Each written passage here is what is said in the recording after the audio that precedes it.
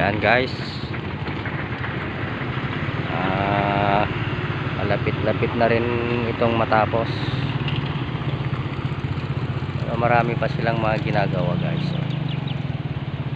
Napapalitan na tong dating tulay na palaging nawawas out.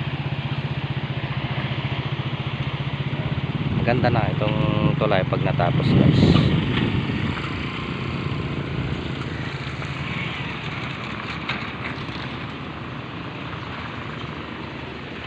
Itong river na to kasi ay laging nag-o-overflow, kaya dapat lang na